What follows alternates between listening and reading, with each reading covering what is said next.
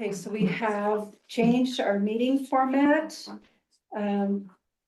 for tonight's public hearing items, which are items 5, 6, and 7. We'll have a short staff presentation, and then we'll open those items up for a public hearing and public comment, and for commission discussion and consideration directly afterwards. During the public comment portion, we ask each speaker limit their comments to 3 minutes, and that you state your name and address for the record after you approach the podium. And just know that the commission is not here to answer questions or engage in discussion during public comment, where we just listen, and if there is an avenue for a response,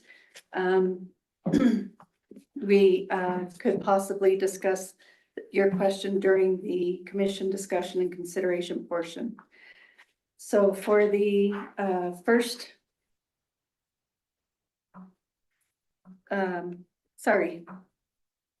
three agenda items, those are just a presentation and discussion only. So I'd like to open the agenda item number 1 for presentation and then commission discussion regarding the proposed concept in residential district R-1-21.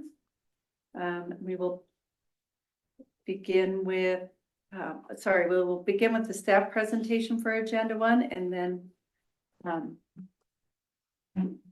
talk with the commission after that. So this property is in R-121 zoning. The presentation meets the R-121 zoning, or the lot sizes meet that with the concept. The applicant is providing half width of the extension of Main Street, which is 54 feet. The overall width is 108, and then providing a 94-foot collector on the west side, which will continue to the north as well as to the south through future developments. On this project, we have 66-foot right-of-way, meeting the city code and the state code.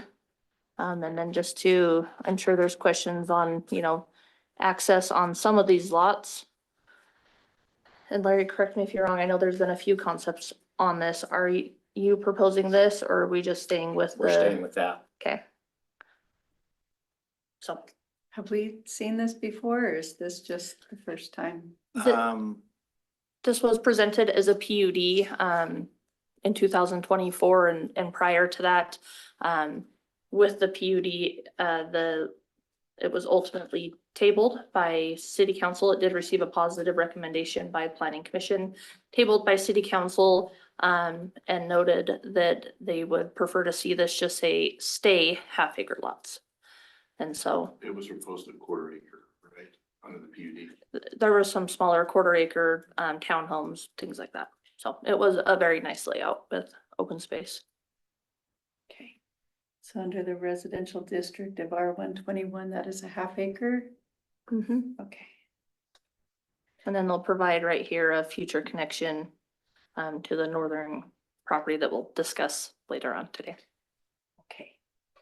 Since this is a concept, we are going to try to keep agenda item 1 to 30 minutes. So we'll bring this item back to the commission for discussion. I'm sorry, sir, I forgot to ask you to state your name when you approach the. Oh, Larry Jacobson. Larry, thank you. The commission members have any questions for Larry? I wasn't here when they did obviously the first round of this, but I do have a couple of questions just looking at this. And on the lots you have next to open space, you talked about the area that we're giving for the road access, but you've got this to meet the half-acre lots. You've actually got that jut out, so we're looking at less of a road. Where? Or Up here? Sorry, no, down below on the very bottom for lots 319, 320, where we've got that jut out. This here? Yes. So unfortunately, I don't want to say unfortunately, but he had his application in for phase 3, which is that phase prior to our approval of the West Bank study, which calls out Main Street as a arterial right of way. So at the time of the phase 3 application, Main Street was only at a 66-foot right away, so he is only required to provide his half width, which is 33 feet. And so then in the future, on phases 4 through 6, we are asking for him to meet the West Bank Master Transportation Plan, which is an arterial, calling out Main Street is an arterial of 108 feet. I'm just kind of thinking out loud, because I like straight lines, and then when we're looking at that road, I don't know if there's any alternatives we could look at. Not that you're compliant with what the requirements are at the time you received your permit or whatever, but I just kind of reason out if there's a way we could work around that just to keep the road flow better, but maybe that's not even something we're have to deal with because of the other property to the east on Main Street. Yeah, I mean, either way, in the future, if the city expands the eastern part of Main Street, they would have to purchase property and do land acquisition. And I'd rather avoid eminent domain or things like that if we can get around it. That's just my thought process on that one. Yeah, so I mean, there would have to be a trade-off, either a reduce in lot sizes or a reduction in, I mean, the lot sizes would ultimately have to be reduced on those 3. So I'm thinking of the new developments up, seeing slopes and, east or west of Mormon Trail Road, what's the name for it? West Street? Yep. Is there a precedence? I don't know how, some of those are acre lots, they're quite a mix. Is there a precedence in the city for new development that's all half-acre lots? The reason I ask is, with my prior service in Farmington, we had a bad name for the lots that they had no parents. That was the name that we used because a good portion of the half-acre never really got landscaped, got taken care of, just had a bunch of crap and weeds on it and stuff. And so we found that to be a detriment. And I know the zoning calls for the half-acre. City council seems to want it, but has it done well? Half-acre lots, new development, I'm saying in the last 2 or 3 years, anywhere else in the city? Do we have any example of anything that's been done? I agree with you 100%. We've done the last 2 phases there, and they are absolutely an eyesore. Yeah. And the people can't afford to water a half acre. Yeah, I mean, the water. The water is, it's all culinary water here. There's no secondary water. So it's all culinary water. Nobody wants a $300 to $400 water bill. Turn in a big bunch of gravel. Or It's just, and then crap parked on. yeah, it's a junkyard basically is what it is. Seems like we're asking for trouble in my mind. I just don't like it, but conceptually, I think it's a bad idea. Bad concept. I think we should do it, but sounds like the city's already been there and done, and maybe the city council could comment why they felt strongly about half-acre, but Just to give you some background, I've been here 5 years trying to get a project approved. This is my 10th time, I think, in front of. I did bring in a really nice concept that had smaller lots, gave the city soccer fields, 25 acres of open space. A very nice concept, and the staff was behind it, city council was behind it, and then I guess about 6 or 8 people were very vocal about it. And 3 members of city, local people just said they didn't want the higher density. The comment was they didn't want those type of people living in this city.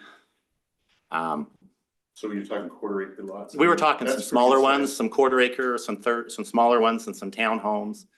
And city council just says, no, we've changed our mind. We decided we don't want to see this. And so I fought with them, and then I just basically they said, and then city council's changed, mayor's changed. I'm tired. Wow, I'm 10 just- times.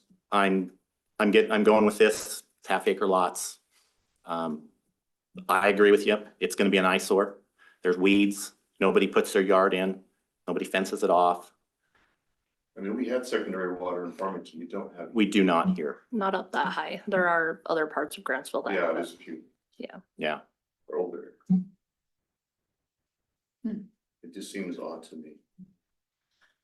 So his concept does meet, it meets the code, so. I mean, the zoning calls for it. That's not us for us to solve with him, but it would be something to look at in the future. Yeah. Right. Yeah, so I'm not talking about a zone change. I'm acknowledging the zoning provides for it. You're fully compliant. on Yeah, that, but I'm just meeting compliant now. just because it just doesn't make it's a good idea. I think I'll just, for the record, this is gonna be bad, I'll just tell you that.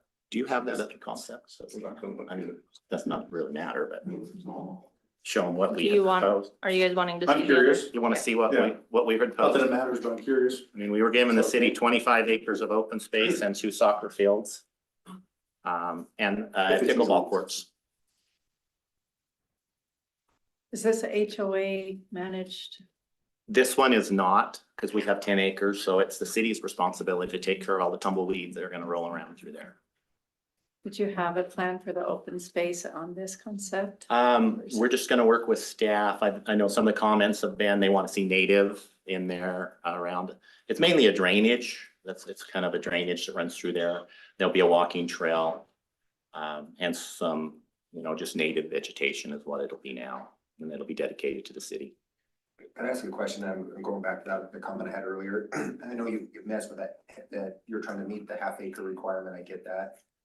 And I don't know whether you had to, because I wasn't here before on that, we had to meet for the open space requirements. There would be a way to take a haircut on open space and make those lots a little bit wider where we could bring that road up to the width? Would you be open to that? I know you don't have to. I'm asking if that would be something you'd consider just to try to keep that road.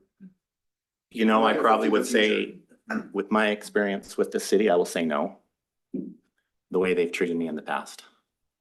Okay. And Main Street, if you look at Main Street, it is not a straight road. Have you been down Main Street? It starts out at like 150 and then it narrows to 60 and then it widens to 40. I'm not saying it's perfect, but we're trying to be better in Yeah. the future, not keep. I mean, pushing people down. that phase is approved, and so I'm not gonna do anything different on it. Without taking too much time, just 2 or 3 minutes.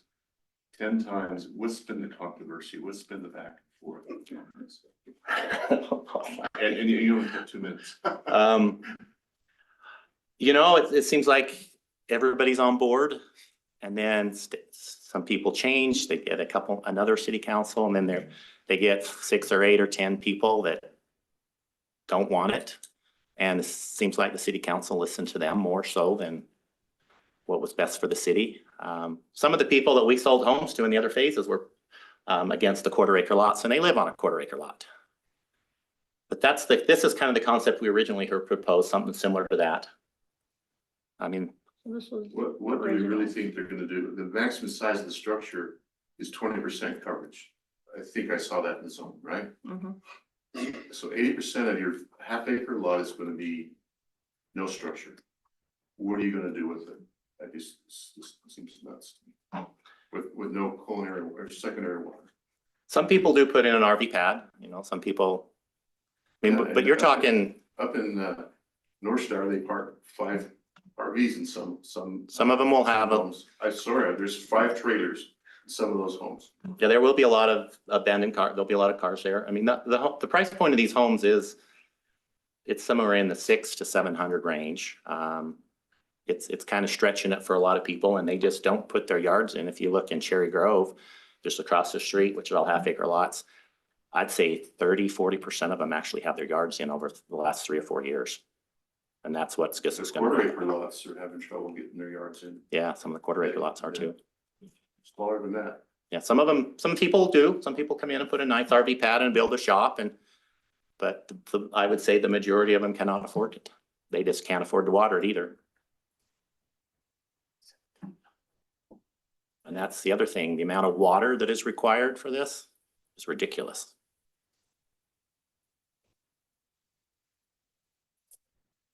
Wait, so are you saying there's more water required for this plan than the previous plan? Oh, yeah, well, the amount of water taken for a half-acre lot that you have to give to the city, As opposed to the higher density? it's the higher density, yeah. I mean, it's for the outdoor that you have to For give. the outdoor? Yeah, for the But not outdoor in- watering, and Yeah. because there is no secondary water, it's all culinary water. It seems like such a waste. Yeah, people really do plant big half-acre lawns and water them. So water. It's- Yeah, they just that don't. seems to- I mean, if they had secondary water, they probably would, and if it was affordable, they would make a Yeah, I'm big saying difference. if they can afford it, that this is a poor use of water. It's a poor use of water. But this is kind of what I'm stuck with now, because I'm out of time and so, but any comments on this? Nothing else for me. I don't think I have anything Said my else. piece, this and some. He's gonna go buy two. You can go by two. Okay, and then we'll proceed working with staff then. All right, Larry, thank you. All right, thanks. Thank you, Larry. Okay, close that item and move to agenda item 2.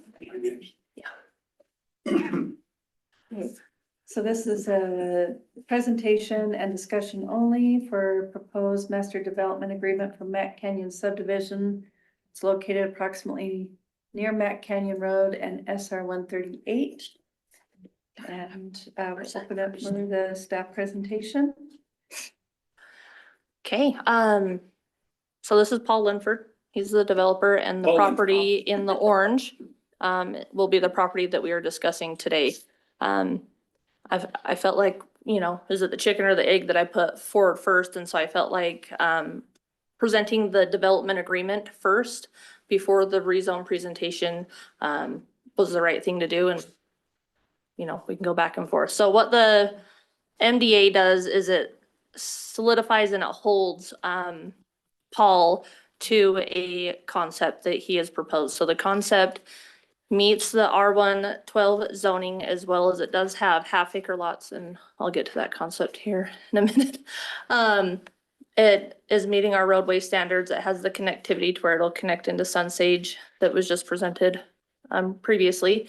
Here, you'll have your collector roads connecting here, and then their dedication of Mac Canyon Road and connection into Highlands.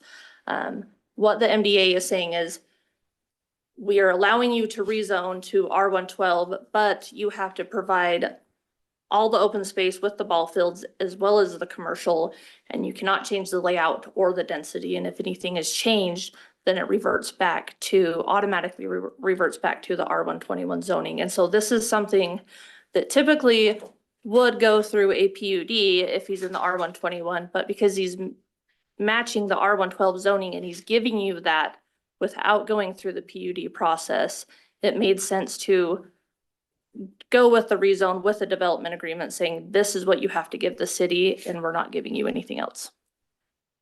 So in essence, if you don't mind. Yeah. Our volume, if this was half-acre lots, we'd get the same amount of lots. The only thing we're doing here is we're adding ball fields, we're adding trails, 2 miles in trails and everything else. And you say, well, how can you afford to do that?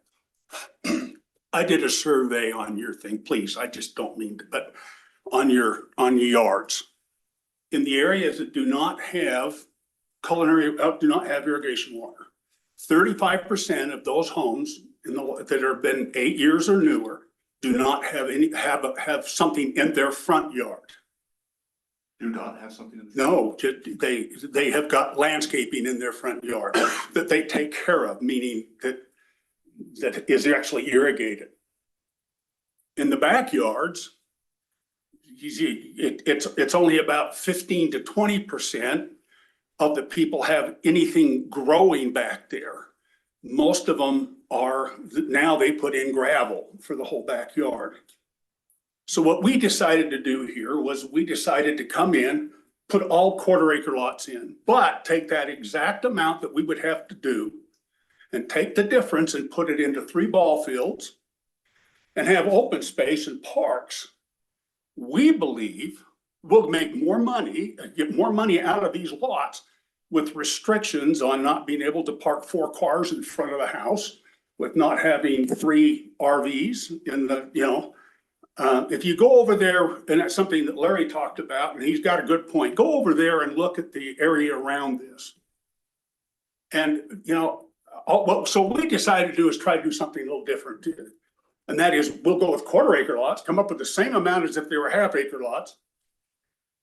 And you say, well, how can you afford that? The water alone, and just what you have to do less in water, is significant. I mean, really significant. And then if you want to have homes, and for instance, on these, every lot will be put in by the developer in the front yard, xeriscape. So every lot gets done as part of the agreement. So if you're, and so you don't have to worry about yards never being done. Now, how you say, how can we do that? Because we're making smaller lots. And I personally believe if you go to Stansbury Park, and I don't mean, at least I'm not saying Daybreak, but if you, if you go to Stansbury Park and you look at the quarter acre lots in Stansbury Park and go look at the half acre lots where there is not irrigation, you will not believe the difference in the cleanliness. I'm not saying people don't take care of their yards, a lot of people do. But the problem is like Larry said, they can't afford it. I mean, I don't know what, I have a half acre yard and I kill myself. And the only reason why mine's completely done is because my wife would divorce me if I didn't have it done.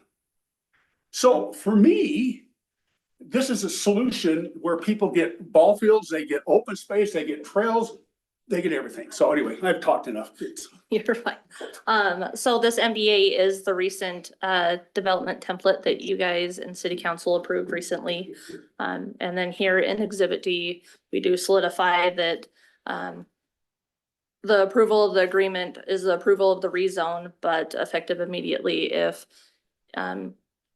he doesn't follow the development agreement, then it will automatically revert back to R121 zoning. And then he shall provide 2.78 acres of commercial. And then we go into Exhibit G to where we break out the collector road, the open space that he needs to provide it, so many units built out, the dedication of Matt Canyon Road, the dedication of the 2.7 acres of commercial at the 101st building permit, as well as the phasing plan that he shall adhere to. Now, on the 101st, right now, and I'm not kidding you, if I was to give my commercial lot away, okay, it's perfect for a Holiday, or it's perfect for a Maverick, or it's perfect for, I couldn't give it away right now if I had to have someone build on that in the next 2 years. Couldn't give it away because there's not enough people to go to a gas station. I mean, you look at everybody that goes to Maverick, that's because 80% of the city goes to work every morning that way.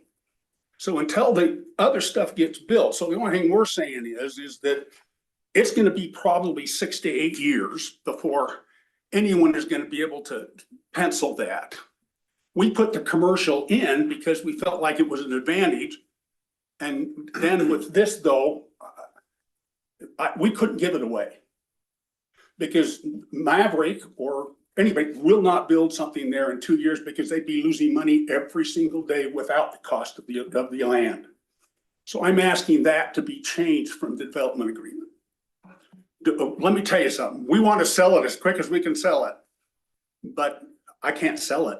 I can't give it away if I'm required to do that by my 101st lot. Do you see what I'm saying? Mm-hmm. So we had a situation in Heber where we gave Smiths a complete lot. And they were 2 miles down the road and they said, we give it to them. And it wasn't, at that time, Heber wasn't big. They turned us down. We'd give them the land. And they wouldn't take it. And the reason is 2 + 2 = 4. And there just isn't the money in it until enough people come. But with what you've got going out there, eventually it will come. So to explain, I did present this to Jay, the contracted attorney that we've worked with, about raising that, so it would be at like the 200 or 150th building permit. And the reason why we left it at 101st is we don't know what the future is going to hold, and we would rather come back and amend the development agreement if we're having that issue than not have enough teeth to say, no, we need this. Is that a cost to? Well, what I'm saying is right now is that if that was the result, I wouldn't do it, only because I'd have to build $1.5 million gas station that would never be used. Right now. I've been through several smaller cities that still have gas stations on either side of the road, like Maverick's gonna have right there. I think we've got quite a bit of developments out there. And I think the difference between yours and Larry's is that Larry's might be marketed as horse property, whereas these ones will be too small, and they could complement each other that way. Right, half acre is big enough for a horse, We've had Yeah, several depending people on come and. how the lot is laid out, and it can, We do have half acre lots there. But yeah, the they do have structures some. are- Sound like there's a real challenge with how the structures are being put on these lots, but most of them wouldn't qualify for horse. It's usually the these front yard ones, setbacks, not ours, not but theirs. his necessarily, but the front yard setbacks does affect if a horse can be placed on a lot or not, even if it meets the square footage. And even on the ones that are half acre now, 99% of the people do not put horses on their property. 99%. One out of, They can't afford to water their lawn, they can't afford. they can't afford to water the horses. So why is this a good idea, staff thinks, and perhaps the city, and not a good idea for the last development? Just what I'm curious about too.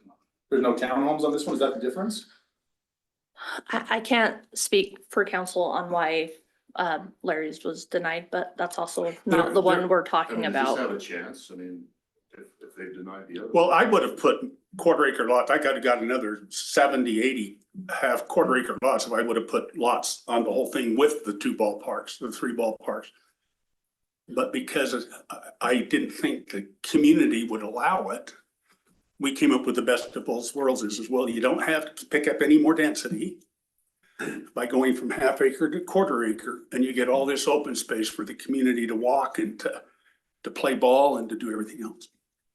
So is this development big enough for HOA? Is it going to be? Yeah, well, we're gonna do an maintained under HOA if we can, Okay.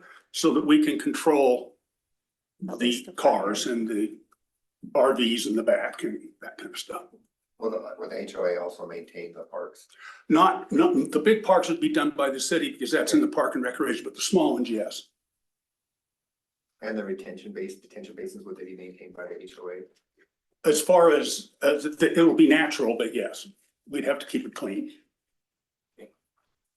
Well, you'd have my full support. I think this is what we ought to be doing. So, It's just a solution to the half acre lot problem. it's fair.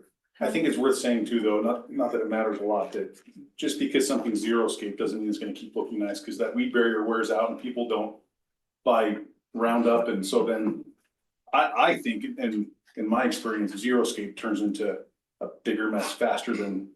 If you go out there though, the xeriscape at least is landscape. No, and it is what it is, it's better than nothing. The Yeah. developers put it in, that's good, at least it's there for someone Yeah, to. it's there and they Buy have a to can of meet, they Roundup have and to figure meet it out. certain restrictions they can't just be, the whole front yard's rocks. It has to have some trees. It Some has to have character. They Yeah. can modify it, I guess, in time if they choose to, but at least it gets landscaped. Yeah, it's something. And the HOA can monitor if it goes to That's pot or true, yeah. not and do all that if it's in the bylaws for the HOA. Do you have any Nothing questions? else? No. How wide are your roads in this? So the roads are going to be, and you're gonna have to follow my cursor. The roads here are 66-foot right of way, Okay, 66-foot right of way. okay. And I really wish I could zoom in so I could see. 66-foot right of way. I believe these are all 66, with the exception of this one is a 94-foot right of way. Okay. And that's the west side? Correct, and that would connect into Sunsage Terrace And also to Haskell's property. Yep. Goes all the way down to to the north. the highway. Okay, Cameron, did you have any other don't. comments or questions? No, Okay, thank you. John? Jason? Okay, so this is also culinary water? Yes, No secondary, okay. Because it's right next to Larry's. Okay. Okay, so then, I don't think we have any other questions, or discussions, so, Paul, if there's, is there anything you'd like to add? No. For us to I appreciate consider? you listening. Okay, well, we look forward to seeing you again then. Is there any questions for agenda item 3, which is the The rezone portion rezone. of this? I don't have any questions, but that one is a consideration and, Just or a, not a consideration, sorry, presentation and discussion. Just, are there other developments that have had similar conditions as the, for water wise or? no, just as far like the, the parks, the ball fields, the commercial piece of property? Is this the first time this is happening in town, or is this? Since I've been here, yes, this is the first one. So instead of making it a science project and going through the PUD and doing all this, he's giving you all of it in exchange for a rezone for reduced lot sizes. And so instead of making it a science project, I said, let's make this easier and let's come up front with the development agreement with the rezone behind it. Great approach. In my limited experience, we have asked developers to provide some sort of open space Yeah. within their development. And not necessarily require it to be trails, but we've also been lacking in the city's commitment for affordable housing, which 1/4 acre lots are still not affordable quite. It's a very but subjective term. yeah, absolutely, for sure. But as our area median income grows because of the growth, it's gonna be a challenge to meet that at all anyway. Okay, thank you, Shelby. Thank you. So are we okay if we close the agenda item 2? And we acknowledge, are we tabling agenda item 3 or should we open and close it? and- Just open and close it. For consideration, okay, not for consideration, I'm sorry, I don't know why I keep reading that as consideration when it says presentation. So we'll close the discussion on item 2 and open agenda item 3, which is the same development.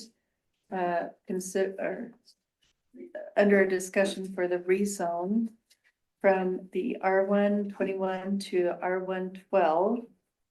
And for the Mac Canyon subdivision, which we've already discussed with the developer and staff. And there are no further questions or comments besides what had been captured in item number 2. So we'll close that item. And we will move on to agenda item 4, which is a presentation, a public hearing, No commission public discussion hearing. and consideration. No Sorry. public hearing, just a Am I- presentation and a discussion. Oh, I am sorry. I am reading the wrong one. Okay. The presentation and discussion for the proposed rezone of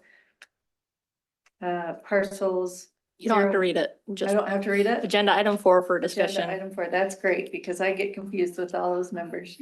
From R121 to R112 for the Wellstone subdivision located near Pear Street and Quirk Street. So we will welcome staff presentation. And Perfect. So initially, and I just Shelby. went back to the most recent zoning map. In 2012, this property was A10. And then in 2015, it was approved as a rezone to R121, which is half-acre lots, and is now surrounded by half-acre lots. Let me pull up the zoning map. So you have the property here in red, and then A10 here, 1 acre lots here, half-acre lots surrounding it with a subdivision here that's half-acre lots, 1 acre here, and then you have the park. Irrigation water available. Yes, there would be irrigation for this property. So it's currently, or was currently farmed as a hayfield. I don't know if he still is, if Derek still is or not. But yeah, you can see right along here, this is where your irrigation line is. So secondary water would be available. On here, there are 2 concepts. The first one is 58 acres of residential, which would be here in these darker green areas. And then potentially 54 acres for a school site that's highlighted here in orange. Depending if the school comes or not, would depend if the residential extended down this backside and connected together. So That's interesting. if you want to present. Yeah, absolutely. My name's Randy Smith. Thank you. I'm with Fieldstone Homes. I can bring my computer up and plug in, or I have a PDF on here. I'll show you guys super basic concept of what we're working through. So this is starting as a zone change. And then it's gonna actually follow with the PUD application. So more to come, but starting with this zone change, and we're super excited about the opportunity for the school to come in. We've been working closely with the school district. It seems like they're excited about it, and we're trying to work out the project. So there you go. Conceptual look of, we have residential on the south and on the north, and then a space in the middle that shows a potential school property. This is the Lawrence's property, Lawrence and Matthews properties right there by each other, which we have under contract, and just working out a project in that we can get the right price over to the school to get them to buy it. And we've had a lot of excitement from the council members we've met with, from the mayor, and from the school district about this property, about building a new high school here, and then potentially converting the old high school to a middle school. So that's the thought that's going around. Mind you, we don't control their approvals, right? So we hope that it would work, but we don't control that part. So today we're just here on a work session to go through just this initial zone change, which will then follow with the PUD that'll have all of the details with some of the parks and things that you see in here, and the housing around, separated by about 55-acre piece of land for the school district.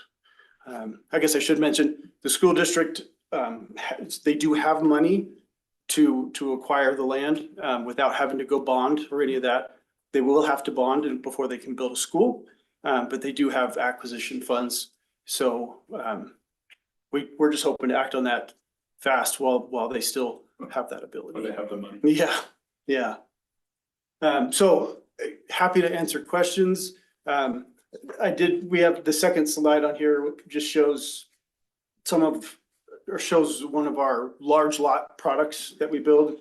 Jump to page 2 of that. We're building these in Spanish Fork right now. This one's a home with a detached garage off the side. So I mean, it's just a sample of the large lot stuff that could go on How many months? 12,000. We have, the lot number actually is not determined yet. We're working through what that will be. Gosh, I don't even have it in front of me. I don't know. I mean, so that'll be forthcoming in the PUD, and we'll have it. Like, I mean, we've submitted something to staff, but we're working through comments and adjusting based on code and based on some of the moderate income housing code. I mean, moderate income housing is, I'll say difficult. It's impossible, honestly. It needs to be a rental product to be moderate income housing. To hit the state's affordable, you know, the 120% AMI, that's a different story, but the 80% AMI is very tough. So sorry, yeah, I don't have. How many acres is besides school, how many acres is left?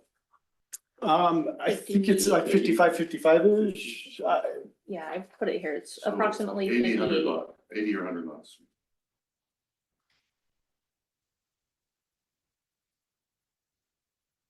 Well, I think the half-acre lots stand a better chance here, and certainly with the irrigation water. Maybe it's more traditional in this area of town. Yeah, I was wondering, you wanting to move to the 1/4 acre just to increase the density?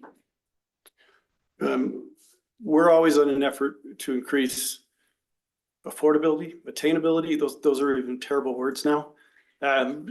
So, and density, the D word everybody hates, of course, does that, right? When we can divide the infrastructure between more homes, the home prices come down. When they're sharing the same roads, the same water line, the same sewer line, store, you know, all these things. So density helps with that. But primarily, we're seeking the change so that we can get a deal that works with the school district to a point that they can afford the land to do what they need to do. What's the zoning for 1/4 acre lots? 12,000 square foot lots. No, the zoning code, if we R- choose R112. 112. Yeah. So you're asking for the 121.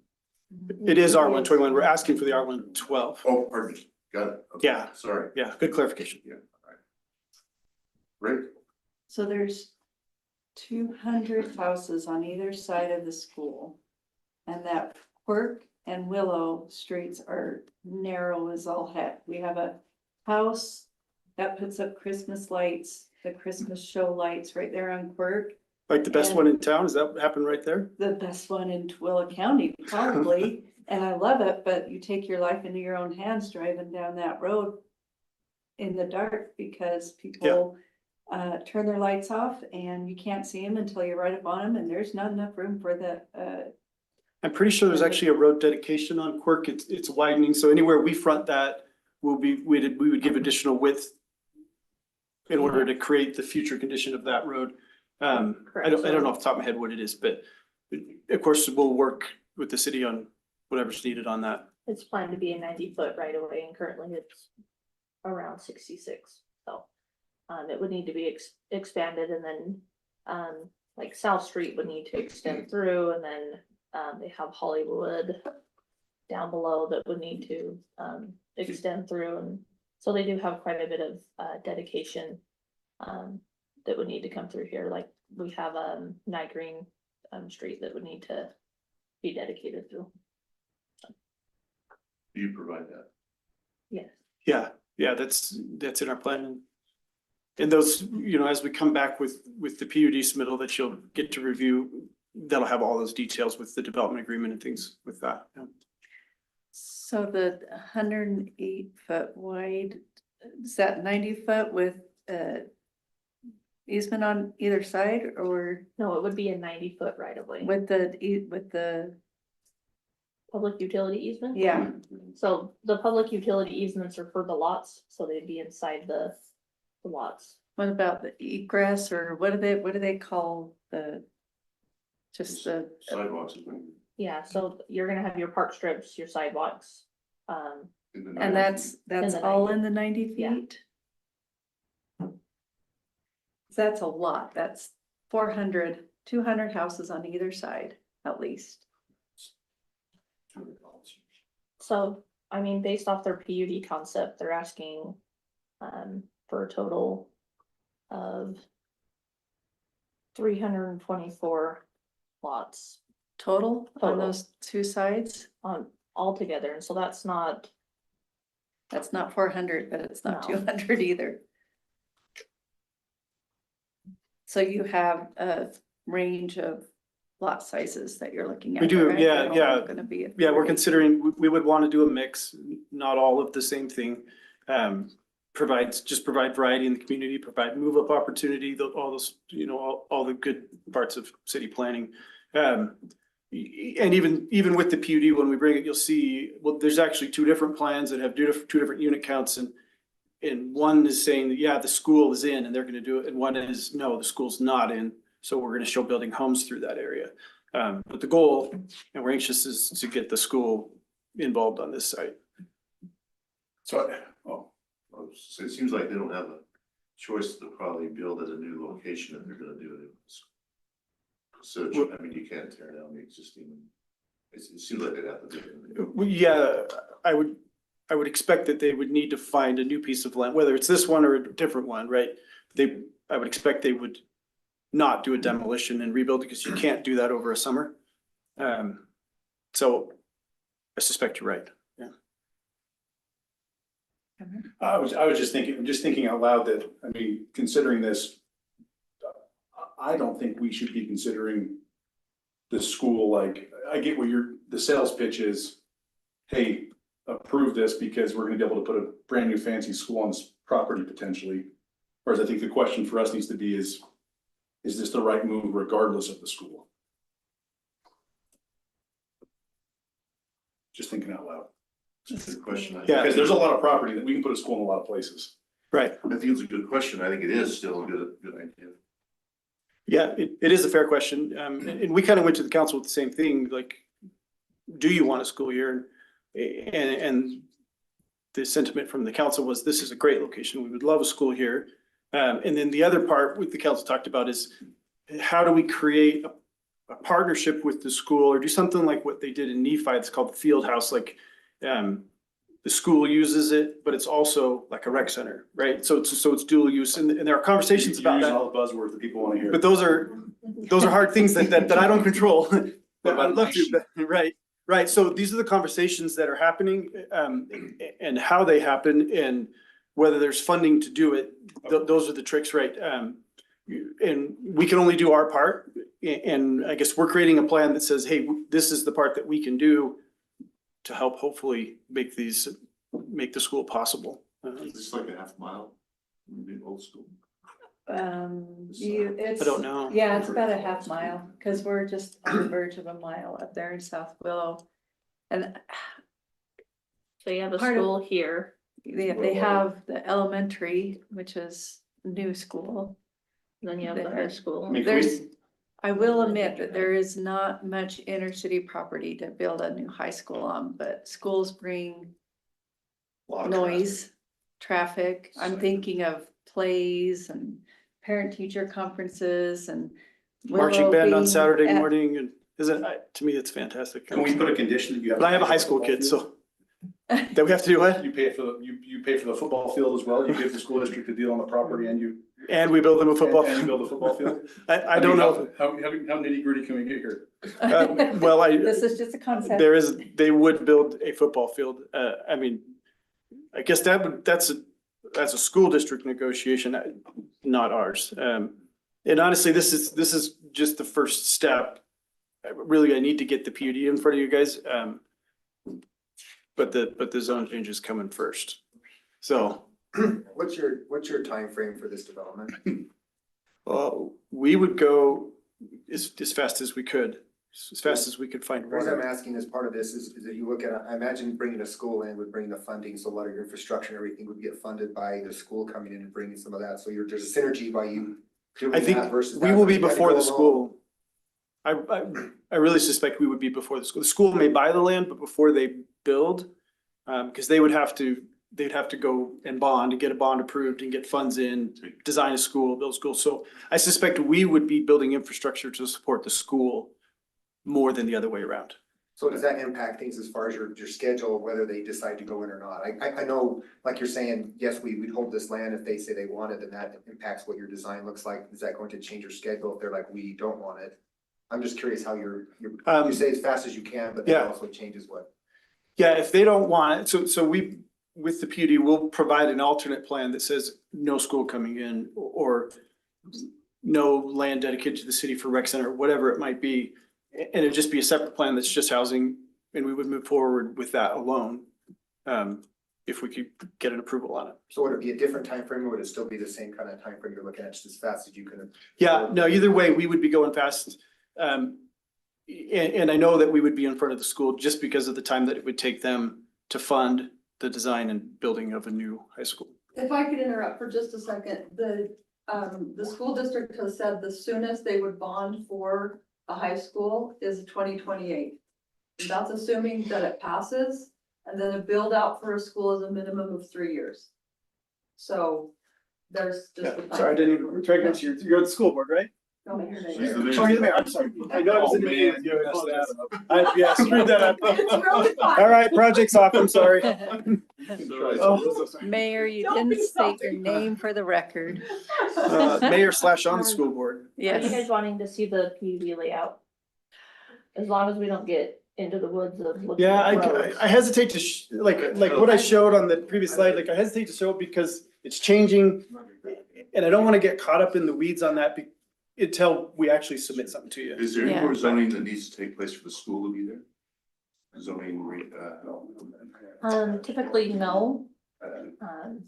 We can always ask them to rezone to commercial if they're wanting to. but that's what it would require that. We need to.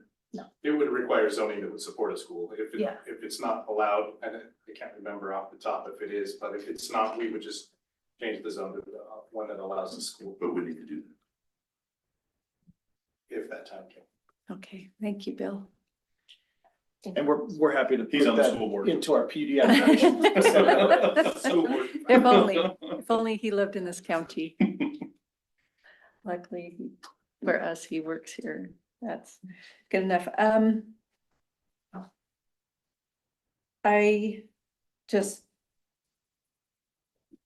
outside of the school discussion, because that's not set in stone, I am just not comfortable with all that extra traffic on those very small streets. Even if they go to 90 feet wide, that's still really small.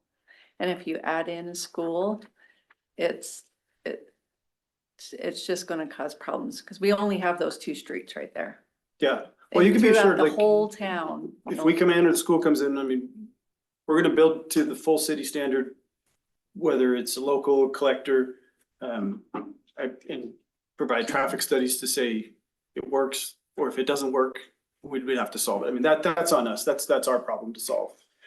So you're right, it's very important, but it is on us to solve. How wide is Cork north of Durfee right now, where everyone's driving? How wide is court? Yeah, It's, the right of way is 66 feet. also, oh yeah, it'd be the same on both sides, so that's what's already happening every day then. Yeah, and so Kids then going it to would school on be that. widened. So you're talking out. 50% wider than that even, It would be widened out, to a 90 foot. you know. 300 to 400 more houses. So you're gonna have two collectors running through it. You'll have Green, which is actually an arterial at 108, and then Quirk, which is a 90 foot right of way. So, okay, so Niagara's east to west, so that's people going down Worthington, they head over there Mm-hmm. in front of 20 miles. Or from West Street once that finally connects. Aaron's gonna let him cut through there. Yeah. Just, yeah, I'm just thinking of a 30-minute commute to high school like Magna has with Cypress right now. We are contemplating Um, with the high school. Sarah, will you stop and introduce? Gary? Yes, yes. Thank you. We're gonna pause on the presentation and discussion on item number 4 is, or Gary. Tell me your last name. I'm sorry. Meryl. Yes, Gary Merrill just arrived. It is 7:53. And we have gone through agenda items 1, 2, and 3, and we are in the middle of agenda item 4. And that started at 7:36. Are we keeping these to half-hour discussion? Yeah. Okay. mean, Because obviously we're that's just at a your discretion. discussion, so we've got, we'll give it another 10 minutes. I don't know if Jason's had a Alright, chance to ask, and then, so all these housing units and the school is going to be supported by secondary water, do you know? That's my understanding. Yeah, this area has irrigation water. And we actually, that is water that we have with the land purchase. Irrigation water is coming with it. So yeah, we are set to provide the irrigation water for the project. Does that not sound right? Am I missing? Oh, I don't know. I don't know if there's like a minimum amount of water that schools need as opposed to residential So it's developments. just based off of acreage, so Yeah. for the school, it would be dependent on, their ball fields and how much acreage they have as far as that needs to be irrigated, and then same thing with homes. Typically, it would be one irrigation share per home, so they would need quite a I few. think the football fields are all turf pretty much now. Generally. Seems to be that you're gonna pay for, I understood earlier. That's what I heard you say. That's what I remember. You can tell he's a businessman. That's right. Okay, is there any other discussion? I don't have anything else. Well, I Randy is appreciate it. here. Gary, do you want to jump in on this one? I don't have anything, no, thanks, so. Okay. Thanks for joining us, by the way. Okay, Randy, we'll consider it. Pleasure to meet We'll you look forward to all. seeing you again. Yeah, looking forward to being back. Okay, Thank you. Thank you, Sean. we will close that item.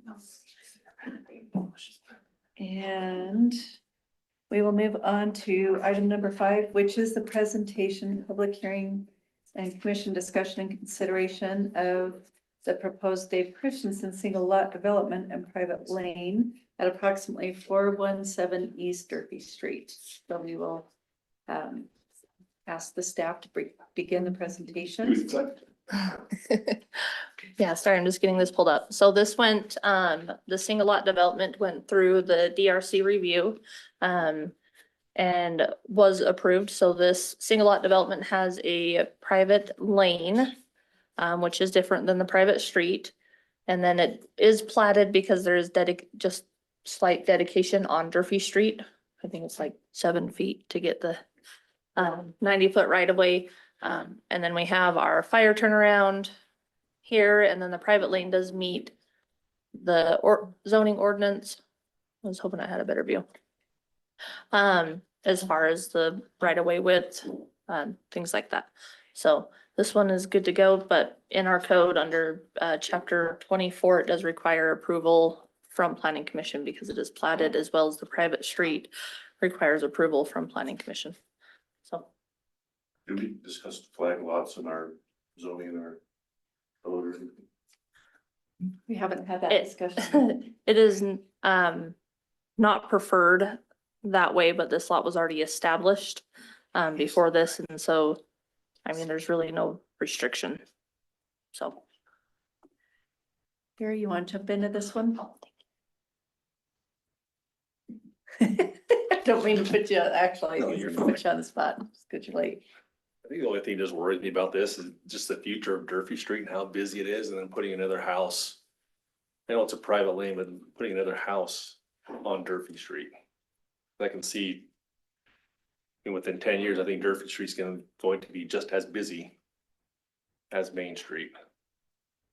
And but on the other hand, like, there's nothing restricting it, so like, that's my only worry, but I like, other than that, like, it's already zoned that way, I think we'd be good. That's actually, my only concern would just be adding another house to an already busy street. Yeah. I think we've had a traffic study on Durfee Street. I think it's been busy enough that that's been part of the traffic study, and I don't know if we could necessarily restrict anybody from Oh, yeah. developing their property. Oh, how they exactly, no, see exactly, fit. exactly, I can just see down the road this being maybe harder to get in and out of just because of the busyness of Durfee, but it's zoned, and I don't want to tell, once again, like I said, even 2 weeks ago, I don't want to tell a private property owner what he can or can't do, especially if it's zoned that way. I don't see any restriction for it, so. And they just built a subdivision right across the street from his house. Who knows how many homes, right? So Yep. with a giant pond that hasn't been full yet. I've been looking forward to it. It won't be full for a couple of years. We'll count our blessings where we can get them, Cameron. Yeah. Do you have any other I don't. comments or No. questions? No. Okay. Jason, do you wanna? Shelley, I'm just confirming, you mentioned that we have all that, we meet all the requirements as far as for the access road, as far as width, and then you said that there's gonna be an easement or a dedication on an area next to Durfee, but outside of that, where everything else is compliant with city code, correct? Correct. I have no other concerns. John? You're good? I'm good. We do have several flag lots like this. And Nice to know if our ordinance addressed it just particularly, but. actually, I would buy one of these in a heartbeat. So it does, Some require wider entrances. yeah, so our ordinance addresses it in a way that they require a specific amount of frontage. So any lot that's created has to have so much frontage along a public or a private road. But this lot isn't being created, it was already established. What is considered the front yard on this lot? 30 feet there, whatever it is. So, we extended the private lane up to the north, and then so this is the front, this is the rear, here's your side yards. Okay, that makes sense. Yeah. So the numbering will be off of the street on the west and not off of Durfee. No, it is actually off of Durfee Oh, Street, Okay, so it's just a private lane, okay. which isn't the street. Oh, I love it. We had one come, like the first couple months I was here, that had received approval, and then they wanted to build an ADU in the back, and we determined that that driveway was not wide enough to house two households, right? So there's no potential that this is going to have another household, like two households back there. It hasn't been presented, but if it were to meet the ADU ordinance, then there's a potential that they could build one, so yeah. Is, So the owner private, here, does the owner Yeah. wanna come up and so a private lane does allow 2 dwellings, on will it. you state your name? Madam Chairwoman, I'm Dave Christensen. Thank you. Does anybody have any questions for Mr. Christensen? What's on there now? Would it just, Just It's just dirt lot. Yeah. I do have irrigation, 1.5 He does. Wow, shares. pretty good. It will be irrigated. I will mow it. We won't see it, so it doesn't matter. It's got a private lane. Okay, thanks, Dave. So could we pull up where the easement would go through? So like the street view, so these guys can see it? Which we had it in our packet. Where the private lane's gonna be. So in addition to about recording that utility easement, right? The Yeah. So here's Durfee Street. And then here's the private road and, well, lane, sorry, private lane. And into the property. your Is that- previous picture had the easement all mapped out there. If you Yep. Go back to that. So you can see the right there. easement, So that's the recorded easement that you require. correct. Will that affect any setbacks for that? There's that house right there to the west of it. Is that gonna affect anything? Do you guys measure that all out? Yeah, so again, this lot isn't being created. This is already an established lot. And so, I mean, we're not touching this lot at all. We're not affecting it through the plat process. It's just this lot. And so it meets the setbacks. And recording these.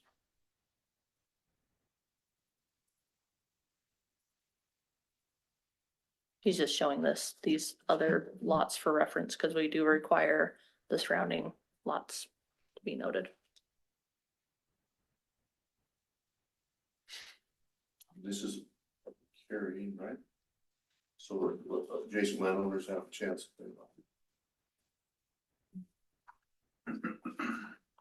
Correct, it is a public hearing. Okay, so we will, if there's no other comments, we'll open this item for public hearing on agenda number 4. So we'll open the public hearing for agenda item number 4, which is the discussion of the and consideration of the proposed rezone. Oh, sorry. Number 5, isn't it? I know, I'm sorry. I keep reading this. I did that before. Sorry, I apologize. Let me try again. We will now move to open the public hearing for agenda item 5. Thank you, Jason. The discussion and consideration, or sorry, the public hearing regarding consideration of the proposed Dave Christensen single lot development and private lane at approximately 417 East Durfee Street. If there's anybody who'd like to speak on this item, please approach the podium and state your name. Okay, do we have anybody online? Nobody online. Wow, that's amazing. Okay. Seeing no further public comment, then we will close the public hearing and we will bring this item back to the commission for consideration. Anybody have any other comments or concerns? None for me. Okay, we'll entertain a motion then. I'll make a motion to approve the Dave Christensen single lot development and private lane at approximately 417 East Durfee Street. Thank you, Jason. Have a second. I'll second. Okay, John. Is there any further discussion? No? All in favor? Aye. Aye. Great. Thank you, Dave. We'll close that agenda item and move on to agenda item 6, which is the presentation, a public hearing, discussion of consideration by the zoning commission for the proposed amendments to the Grantsville City Land Use and Management Code for chapter 2, which is as far as we got last time we talked about this. Okay, I did go through, I made the changes that you guys requested. I have highlighted those changes that I made so that I could make this fairly easy on all of us. But if there's anything that you want me to go through, please just say. So the majority of these red line changes that you're seeing are removal of these definitions and being put into chapter 20, which is for the sign definitions. Lots of renumbering. We've added community gardens and concept plans, conditional uses. I adjusted the numbering again for the conditional uses and separated that out further so that we don't have detrimental effects, just stuck with conditional uses. I defined, maybe I should zoom in so we can all see. Corner lots, just because, and I'm gonna kind of skip around, we had this little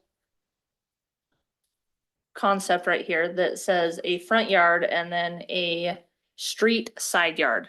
And then down lower, we also had a corner yard that said it had two front yards. So anyways, I have defined that. So I'll read street yard side definition is the yard area on a corner lot that extends from the street side lot line to the side, what's this word? Facade. Facade, thank you, of the main building being at the point of the dwelling is constructed. The street side yard is subject to front yard setbacks, fencing and visibility requirements applicable to the corner lots.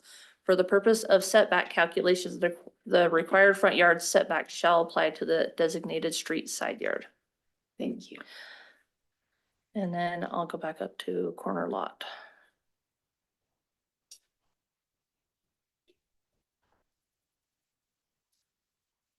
So then a corner lot has two front yards prior to the construction of the building.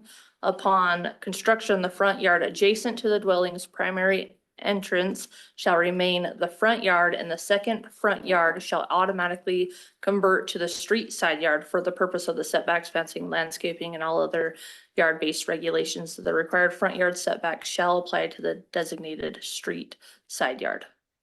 Fantastic. I love it. Okay. Thank you.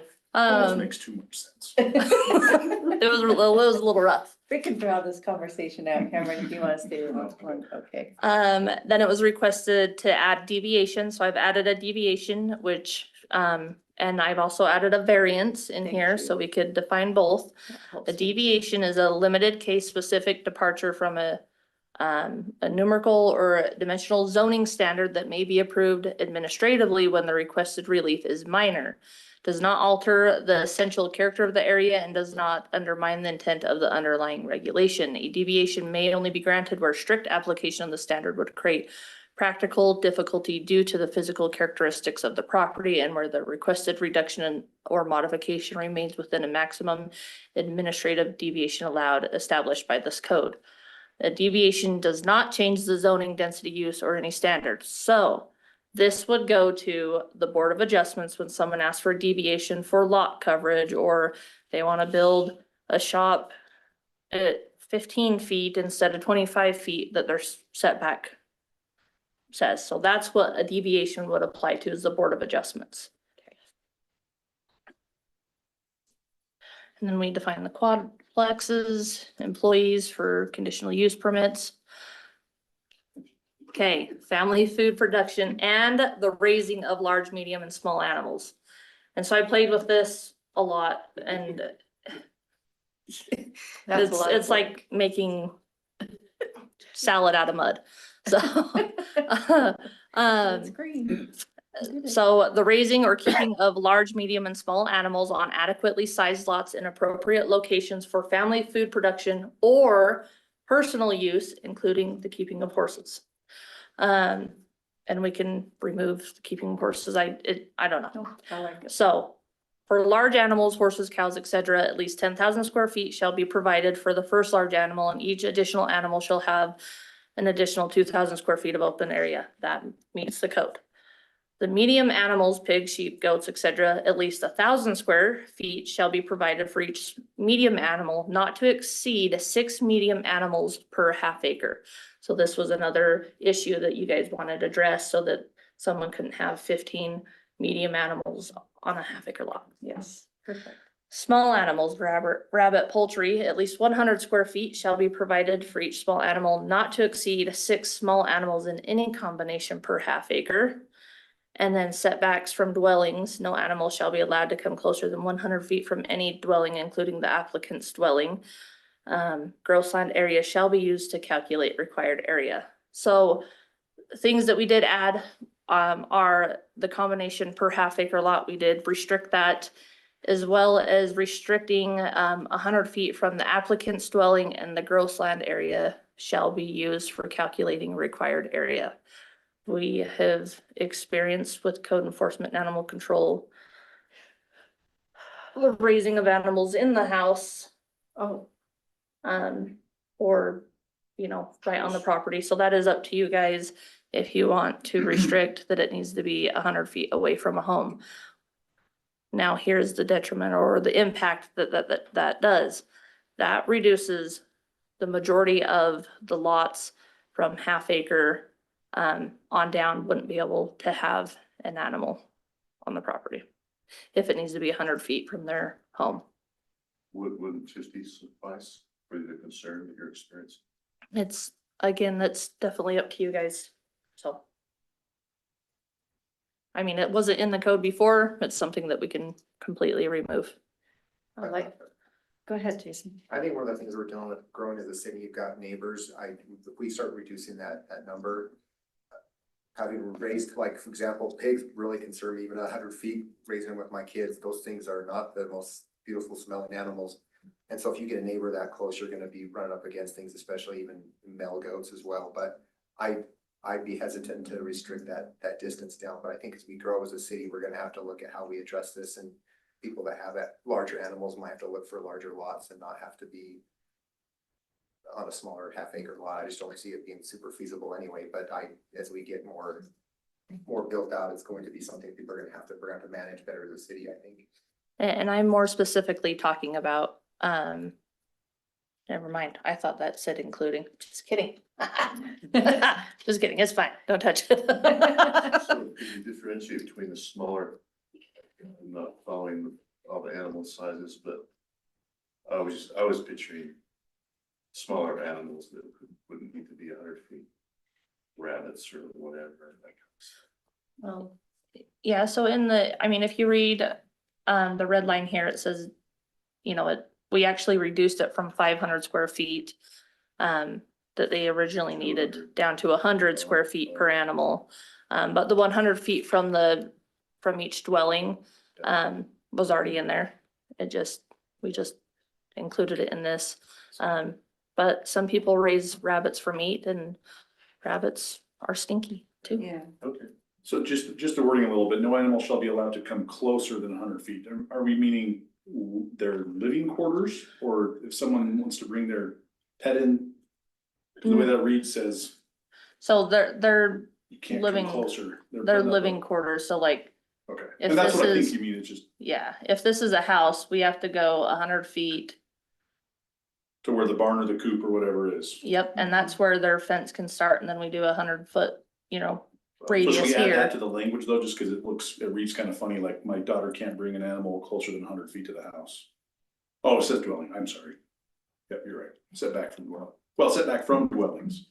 But it's your dwelling as well as your neighbor. It's gonna Hey, be. No, I No, understand that, what I'm just- saying though. I think what you're looking for, no animal dwelling shall Correct. be allowed to There we come. go. Thank you. Just add Thanks for that. speaking English for me, Gary. I was having a hard time.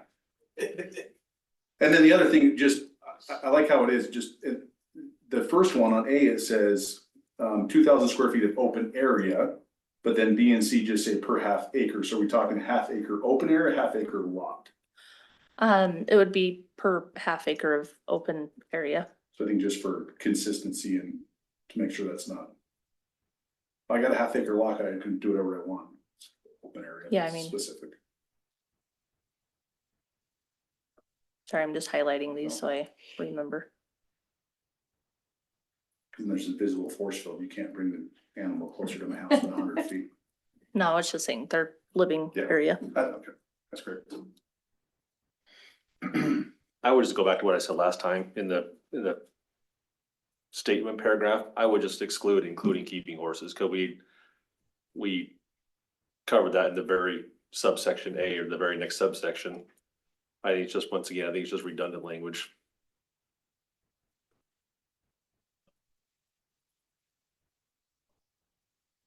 Other than that, though, I like how this is laid out. I think it's much more clear. The clarity is much better than the original paragraph.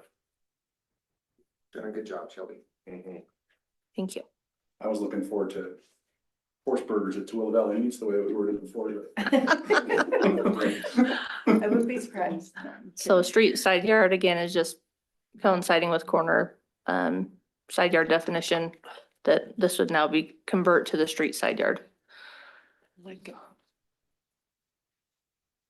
Homeowners Association, this was a request, so I added that language in, just explaining that what their, requirements are as a homeowner. Thank you. Or as an HOA, I should say.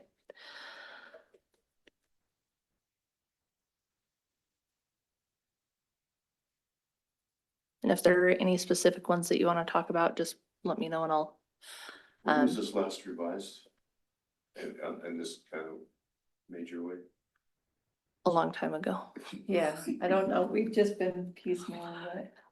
Yeah, As we but- go, as we have found issues or had problems with conditional use requests and things like that, Shelby's gone in and adjusted it where she could, but there's not been.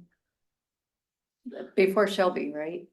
Yeah, I mean, there hasn't, it's always been just adding a definition here and there, not actually going through and going, okay, what does this affect? Cross-referencing and- Let's renumber it so it looks decent and matches what the code requirements are and Kind of Um, work. so then mitigation conditions is a site-specific requirement.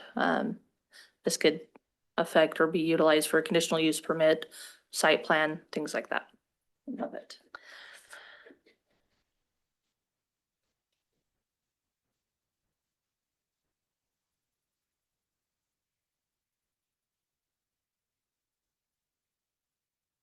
And there's nothing that prevents us, we find something that we missed later on, we can Come back in a come back minute. and do it again. Yeah. Mhm. So, So I moved, I moved all the, street sections and I pulled them under streets, and roadway designs. Alleyway was the same, we just kept this. I may sneeze, so I do apologize. We removed 8,000 from an arterial. We're just saying if the, traffic study comes back and says you have 3,600, then you need to have an arterial in there. We removed cul-de-sac because we had two definitions for cul-de-sac and this one was just a better definition. Then we have local, and we just referenced per Grantsville City, local cross-section, major street plan, which is just a map referencing the master transportation plan, essentially a private lane.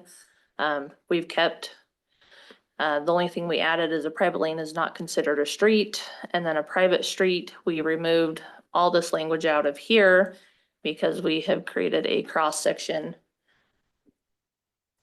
that meets, the state requirements. So the state, for single family zones and not exceeding 1,000 trips per day, the state has made it to where the city cannot require more than 32 feet of asphalt, but they have not restricted the right of way. So for a single family public street, we're keeping the right of way at 66 feet, 32 feet of asphalt with an 8-foot sidewalk, 8-foot park strip, and then a 5-foot sidewalk on the one side. So we are trying to encourage connectivity and walking and things like that.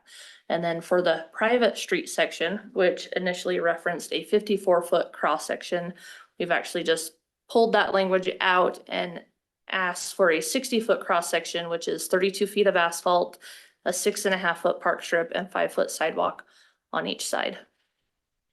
can I speak to the logic on that just a little bit? Please. Sorry to interrupt, Shelby. There, experience has taught us that there are good reasons to increase a required right-of-way width, especially for private streets and private roads, because eventually we've seen that they will become public roads at some point. They just all do. And the cautionary tale that I like to bring up is Summit Park in Summit County, if you're familiar with that, at the top of Parley's, over on the south side of the road. Those roads were all put in at, I think, 20 feet in pavement width. And it was brought in under a PUD, and the requirements were relaxed. And the problem up there is that those roads are so narrow that they're almost impossible to take care of. And the HOA has gone defunct, and this county has taken over the maintenance of those roads. And it's a mess. Gotcha. It's an absolute mess. There's no driveways, there's no on-street parking, there's nowhere to put the snow, which Snow they, removal is the biggest problem. they get up there quite a bit. So, again, the concern with the roadway right-of-way width is that we want as large as feasible to, accommodate all of those things, with the understanding that we may not be around to see those things become private or public roads, but they certainly will at some point. So that's why we're asking for this expanded cross-section. I like it. Thank you. Thank you. Alleyway was already an approved cross-section. I just wanted to include that for you guys to see. The slip lane was already in the definition and approved cross-section. Here's where we define single-family residential street. Again, here's the same cross-section.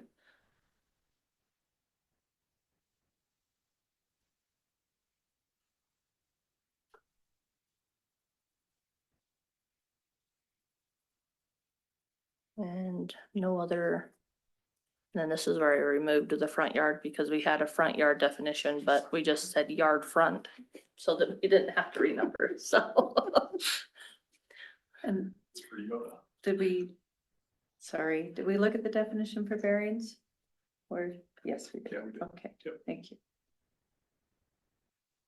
Any questions on this one?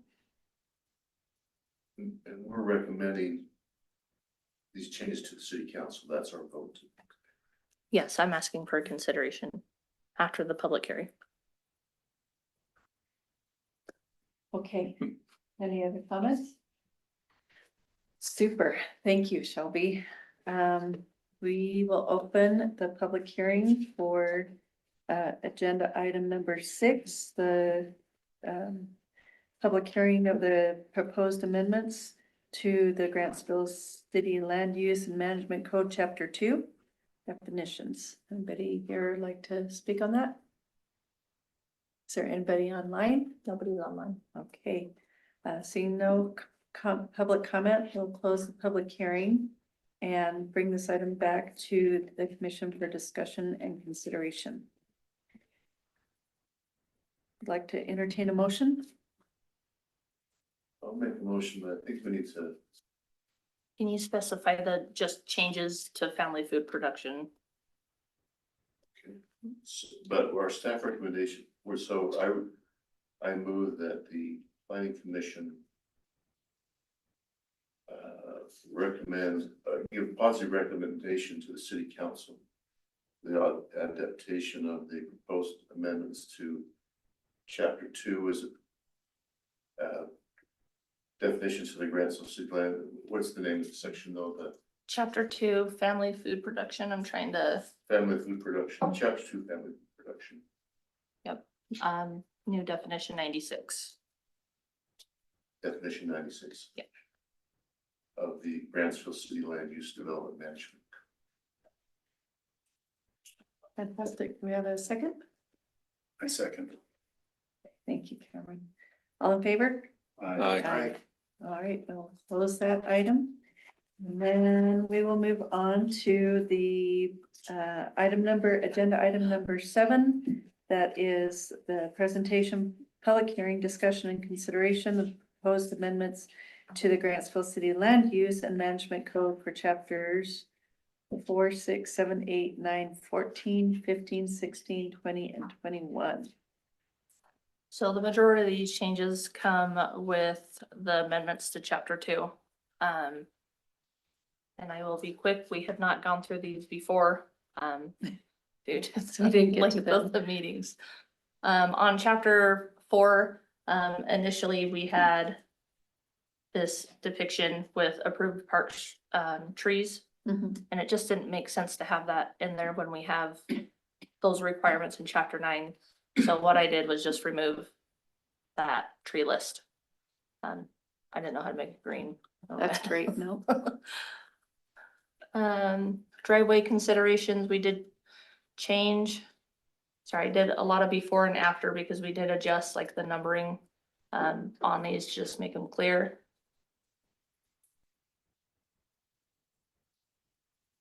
So variance require, we did remove variations from this requirement. This chapter may only be approved by city council. You know, it's like the speed limit says you're supposed to go 60, but you go 70 and then you ask the officer to not ticket you. And so if we're gonna have requirements, we need to stick to these requirements. I mean, there is the appeal authority that they have. So we did add requirements for secondary access. Minimum frontage, a lot must have a minimum frontage of 150 feet to qualify. And then they shall not exceed 30 feet in width. The drive approaches, which is in the code, and then parking compliance, parkways prohibited, in the, public right of way, and then how many driveways they can have, as well as access to arterial or collector roads, and then driveways, things like that. Any questions on this one? Okay, and then we have approval criteria for staff to look at. We, if they, so the reason why we changed this from city council to planning commission is the state has removed, like preliminary or final plats going to city council. And so preliminary is approved at planning commission level. And so we moved that to planning commission because that's 9 times out of 10, that's where you're going to address that. Sounds great. Thank you. They shall apply to all residential developments instead of saying only single family detached. We're saying everybody needs to conform to it. And then instead of we're assuming, staff was assuming this was meant to say drive approaches and not driveways. Just because we're not restricting what they can have on their private property. We're just saying in the public right of way, your approach can't be this close. And then lots of renumbering and restacking and making it look pretty. Sorry, this one is a long one. On chapter 7, we have gone through this as we discussed conditional use permits in the amendment to chapter 8. We broke out conditional use permits, redefined it, no presumption of approval. We just clarified this. We have approval criterias now. And then we renumbered site plan and fees, renumbered applications. Just added community development director or their designee. And then we removed public hearing, but we added it down lower and just combined it with public hearing and notification required. It was very repetitive. And so we removed it out of that section, but we just added it back into 7.14. Like it. And then we're just saying planning commission shall provide findings of facts at the time of its ruling. So if you deny a conditional use permit or approve one, you guys should be providing your decision of why it didn't meet the code and why it was denied. And then just added the public hearing. We kept the same language. Just made it so it's not so repetitive. And then per HB, I want to say, or SB 179, we do have to have a process for commercial uses not listed on the use table. And so here's that process here. And if I'm going too fast, please just tell me to slow down. Oh, you are good. Does anybody have any comments on what Shelby's gone over so far? I like what you've done, Shelby. It's a lot of late night reading. Chapter 8, I know it looks very messy now, but once we can get rid of the red lines and squish it all together, it'll actually look really good.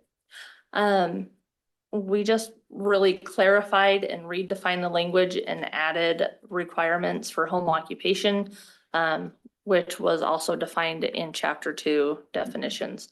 And so it's very repetitive and just broke out. And so we've just shrunk it up and cleaned this up a lot. Thank you. And then in chapters 14 and 15, we did permit home occupation because now we do have standards for the home occupation. So lot frontage, percentage of the lot that can be used. And then 8.9, I know this isn't green, but this was recently approved by City Council and Planning Commission a few weeks ago for another applicant. And then we just renumbered 8.9 to 8.10 and 11. And then these lighter grays are just befores. And then when we change it to black, we have after. So this is chapter 9 landscape. So this is where you see I took that tree list and I moved it over here, as well as I added a bunch more plants. I know that we want to beautify Grantsville, and if we're restricting that to only multifamily or only smaller items, it's impossible. So I've expanded that, especially when we want open space that's planted and not just a dirt hole on the side of Durfee, right? So I just broke that out, defined what park strips, parkways are, medians, enforcement of it, prohibited activities, failure to maintain, as well as restoration after damage. And then define landscape plan, parkway landscape. I just cleaned this up, so I removed it here and then just rebroke it out here so it was easier to read, as well as I added more materials that is allowed to be used as well as that's prohibited.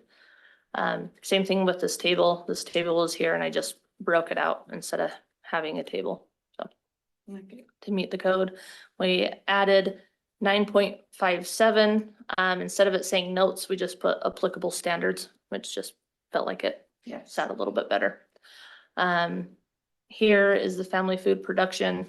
And so again, this just copies chapter 2. So per half acre, 6 medium. So, and then that stays permitted in A10, R5, R2.5, and then it's conditional in 1 acre lots. We removed commercial uses out of residential zones and put them into commercial zones. So you'll see these in chapter 16, like pedestrian and pathways and greeneries. Like, why are we not allowing that? And then we permitted community gardens. Like, why is it allowed in smaller zones but not these larger zones, which just didn't make sense. Correctional facilities we removed out of, they weren't even a use that was allowed in here, so why have it on the use table?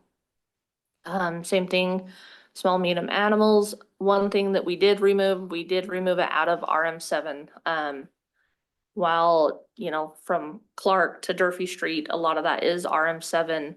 We're seeing that they can't have, they're not even meeting the requirements for the square footage. And so it's already removed out of R18. So yeah, obviously people that already have the animals and conditional use permits are vested. But we did remove it out of RM7 because it's no longer meeting these requirements and the lots are just getting smaller. Yeah, thank you. Same thing with sportsman's permits, 4 to 6 dogs in the RM7, just, it didn't make sense. We're already removing it out of these smaller zonings.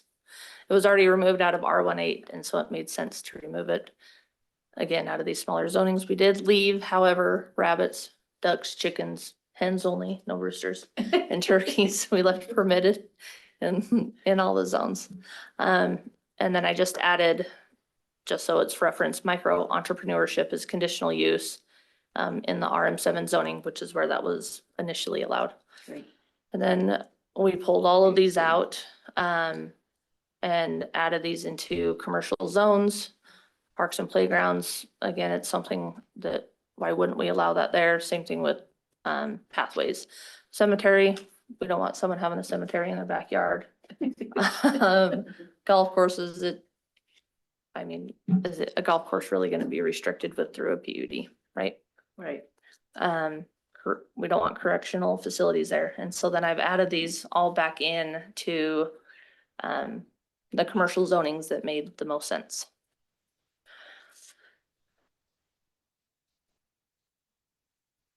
We're only halfway there, guys. Bear with me. I promise I'm trying to go through it fast for you. Chapter 20, so this is where the majority of the red lines from chapter 2 came from. So I added all of these sign definitions into our sign ordinance, but just, it made sense. Instead of having definitions in multiple locations, let's just condense it to one area. And so the majority of these are repetitive from chapter 2. Some of them have been expanded upon. But yeah. And then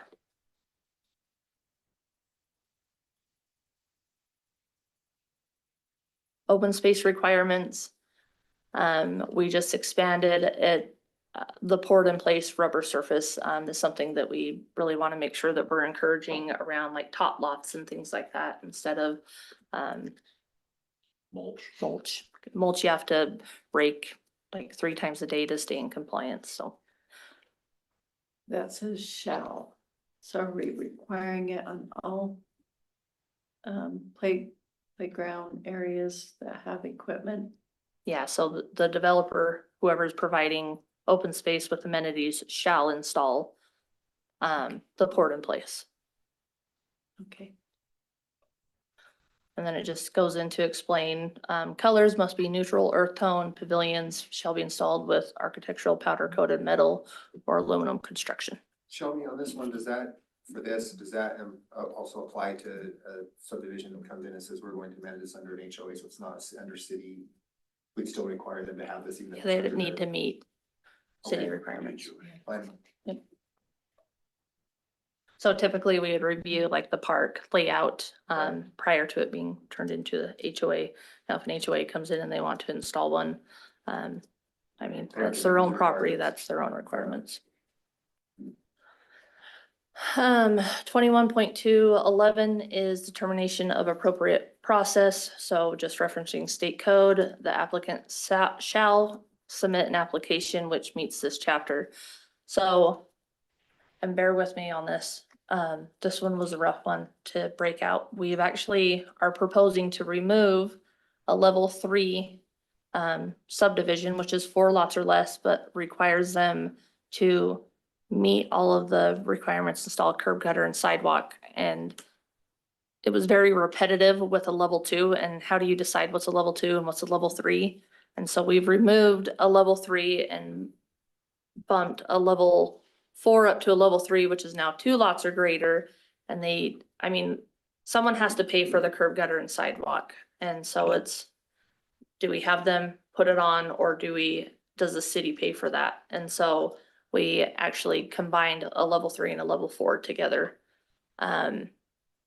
Clarified that the preliminary plat shall be approved by planning commission. Final plat is approved at staff level, per state requirements.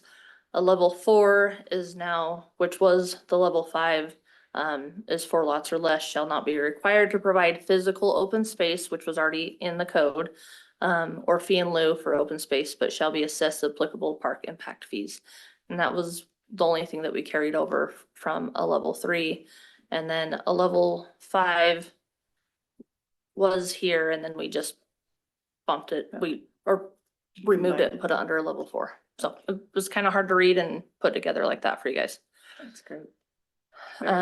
So level 3 is now level 2 and so forth, and that's what that goes on to explain.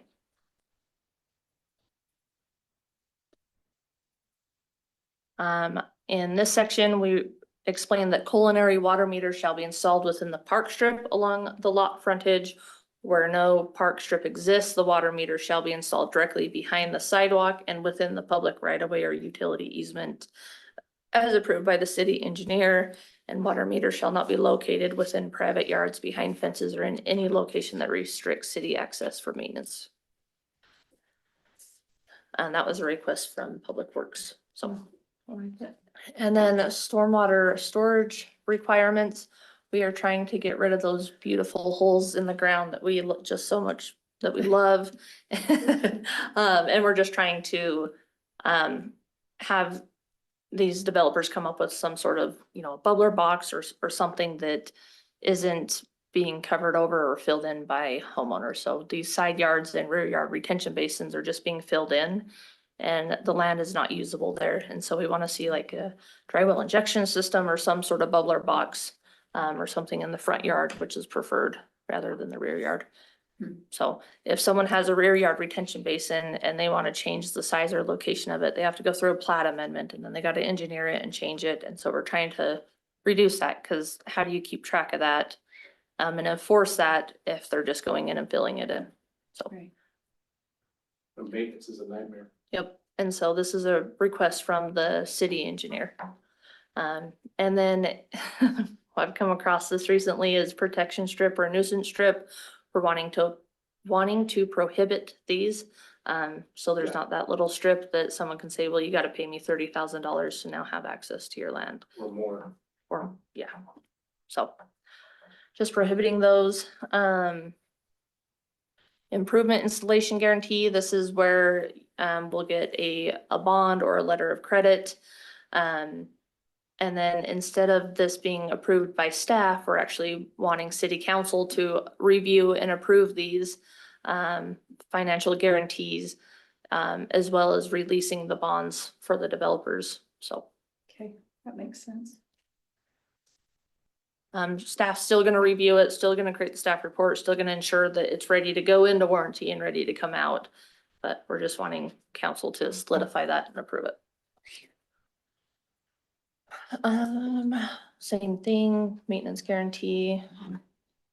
We're just saying the release, city council will release it. Upon final completion, the public works director, city engineer, will release it by city council.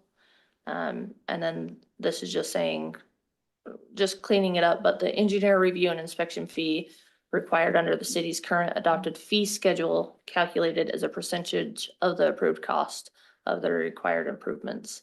So just kind of cleaning that language up. And that's all. Wow, thank you. That was a lot to read through and correct and cross-reference and make sure it makes sense. Does anybody have any comments? All right. No, just some questions on pages 5 through 32, really quick. Okay. I'm just teasing. Oh. No, I'm just kidding. I'm like, okay. No, I'm good, thank you. pretty specific. That was so slick. Nothing. No, do we attempt to address affordable housing at all in this? Plan? So in chapter 12 in our PUD section, we do attempt it. So if they ask for an increase in density, then they have to provide 50% of that increase. So, you know, they're allowed 100, they are asking for 150, they have to provide 25 of those units as restricted moderate income housing for 10 years and meet the AMI. 80%. Yep, 80%. As well as the income restriction. We're just good word. It's like, That's a ton of work. Jason? Nothing for me. Gary? No, I think it looks great. I defragmented the whole system is what it looks like. Took a lot of time. I like it. It was only supposed to be like 3 sections and then it just bloomed. Kept going. That is a lot of cross-referencing and correcting. And just so grateful for your patience and your attention to detail. Thank you. Okay, I think that we will entertain a motion if there are no other Public hearing discussions. first. Oh, Sorry. I'm sorry. Public hearing first. Okay, well, we will open a public hearing for agenda item number 7, the consideration of the proposed amendments to the Grantsville City Land Use and Management Code, chapters 4, 6, 7, 8, 9, 14, 15, 16, 20, and 21. There's anybody who'd like to make comment? Is there anybody online? Nobody online. Okay. Not seeing any need for, or not recognizing anybody wanting to make public comment, we will close that public hearing, and now we will bring this item back to the commission for just further discussion or consideration. Make a motion. Thank you, Cameron. I move to recommend approval of the proposed Grantsville City. Oh, that's not the right one. we're recommending positive recommendation Sounds- of the city council. 7. There you go. Messed up. Yeah, The numbers sorry. are off. That's okay. Sorry. I move. I never catch them. Okay. I thought I had it. It's not on So this there. is Number six item on- number six six on under- that page, but it's really seven. Cameron. 7, sorry. Forgot how to count. I missed what was Go going on. on the previous page. I move to recommend the city council agenda item number 7. Can I just say that? Great. Positive recommendation to city council. Thank you. Thank you. Super. We have a second? I'll second. Okay, Gary, all in favor? Aye. Great, unanimous. We will close item 7 and move on to item 8, which is the approval of minutes from the March 3rd, 2026 Planning Commission regular meeting. That up for discussion. Anybody have a chance to review those online? I did not see anything of concern. Thank you for capturing all of the discussion that we had on chapter 2 definitions That and simplifying that so we could understand it. Great job, Nicole. Jason? No comment. Gary? Nothing here. Cameron, okay, we'll entertain the motion to approve those minutes. Can I try again? The Please. last one. I move to approve the minutes from the March 3rd, 2026 Planning Commission regular meeting. Thank you, Cameron. Do we have a second? Second. Jason? Super. All in favor? Aye. Thank you. We'll close that item and move on to item 9, which is the report from city staff. Bill or Shelby? I don't have anything. I just want to remind them of the meet conference. Yes, so that's what I was gonna do too. Conference, the draft agenda just dropped. So I know you all are super excited about it. It looks like we start at 1 o'clock on Wednesday, the 8th is when registration opens. So plan to be there then. That's enough time for you to leave here and get there at a reasonable time. So we're not putting you up the night before. So you'll plan to leave that morning. We were gonna try to coordinate with Nicole. She's gonna drive a city vehicle down, the truck. So be excited about that. I have to drive the truck. Okay. Right back in the truck. There's not very So, much room in it. We'll get you squared away. The truck is just, it's a great big Tundra, and just the thought of Nicole, that just pleased me to no end to think of her like that. Do take a minute to look at those of you who's going, Jason and Sarah, right? The rest of you do have a minute to look, and if you have anything that jumps out at you as a item that you are interested in, let me know and I'll go and report back. So have a look, or one of the planning commissioners will. There is a track for planning commissioners that starts on, when does it start? It starts on Thursday. So Wednesday, it's just the afternoon. And then Thursday, there's a track for planning commissioners. And it looks like a lot of these are from John Jansen, who is a fantastic planner. He's one of those that's kind of been there and done that forever, although I'm catching up to him. So, yeah. Anyway, look forward to seeing you all there. If you have any questions or concerns in the meantime, let me know. If you need to drive your own vehicle, let me know as well. I did talk with our city manager about reimbursement for travel expenses, and we're gonna treat that like a regular per diem. In fact, Taylor and me but you're driving the city vehicle, so we got some reimbursement money as well too, so that got approved. Wow. So if you need to drive separately, that's cool. We'll reimburse the regular city policy rate for that. And then the per diem also will be covered for that. So any meals that are not included in the conference, and I think there's only one, I think it's just the lunch on Thursday. But there may be breakfast at the hotel. So if that's there, then yeah.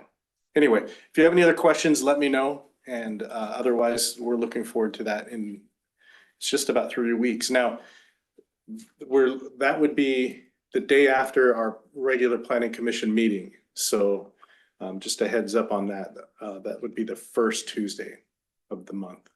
So, Okay. okay. Were we gonna have another work meeting scheduled with city Yes. council beyond the one? That was Okay. that was the meeting We were- on the 24th, right? Correct. So a week from tonight. Mhm. You still good with that, Tyson? Yes. Okay. Was there gonna be another one in addition Yeah, to on the that? or- 14th, we'll have a work meeting, or a joint work meeting for the master transportation plan. The 14th. Okay, so March 24th and April 14th. Okay. Yep. Both at 7 PM. No, we decided 6:30 for the 6:30 is what I've done. for the 24th. And the March, I have it, on the 14th at 6:30 as well. set, it'll be 7 PM. 7. Okay. On the We don't need 14th of them April, for- Julie, Oh, sorry, what? 14th of April at 7. Yes. 7, not Was there a 6:30. work meeting for the CFP amendments? Is there a work meeting with Robert? Yeah, that was supposed to be on 14, Okay, so, That's but what.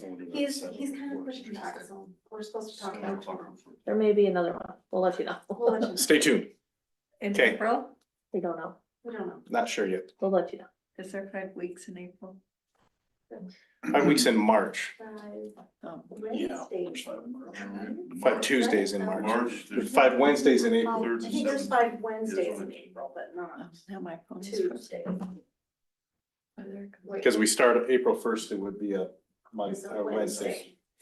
Yes. Oh, Okay. yeah, I was trying to Anything else? see how many weeks it was in April. Thanks, guys. Not that I can think of. Thank you, Bill. Okay, we will close that item and move on to the open forum for planning commissioners, agenda number 10. Anybody have anything they want to bring up? Nothing from me. Public meeting? Will that air conditioner be turned on by the next meeting? I got warm Is in it here. warm in I was almost here? got nappy. I still It's have warm. my coat on. I'm dying. You're cold. So That's all I have. that would be I'll bring it- I'll bring my own a fan. question for the It's hot. mayor. It's okay. Cameron, thanks for keeping us entertained. That's the hot seat. If, well, and this does not breathe, so. I don't have anything either, but I am looking forward to these work meetings, so I hope everybody can make them. Okay, we'll close that item and move on to item 11, the report from city council. Derek Dalton is here. Don't have a lot. Last meeting, we did approve the rezone you guys sent to us for the. Why did I just leave my, the auto shop, Ross Automotive down on Main Street. To go to the CS zoning, so we got that done. We don't, and then another, doesn't really have a lot to do with planning commission, but it's pretty exciting. We did approve a stipend for the fire department. I mean, it's never enough, but the volunteers, they do have some different benchmarks they can hit to get a stipend throughout the year for being on calls and training and different things like that. So it's never enough, but something to say thank you for what they did for us. So no meeting tomorrow night. We pushed that to the 25th. So nothing tomorrow, and I think that's about it. Am I missing anything? I don't have anything. Let's say that the park is looking great out at City Slope. It is, I saw some video of it today and I'm hoping to go drive through there tomorrow, so. Yeah, it's moving along. Is there anything you guys would like me to take back to get to them? You guys will have a chance to, we'll talk on the 24th before our next meeting, so. Nothing. Okay. No updates on bike trails. It's just, this will be to do more. We had to Okay. look into it. We had some discussion. When we finish the overlay, all the mapping. So- And I need to give you an email address after somebody that would like you to contact them about that. Okay. Great. Great, that's awesome. I honestly want to thank our firefighters and our public service personnel for all that they do. totally thankless job, but we sure are lucky to have them, so. There's no further conversation, we'll close that item and we'll take a motion to adjourn. We adjourn. Second. Thank you, John, thank you, Jason, all in favor? I. Aye. Okay.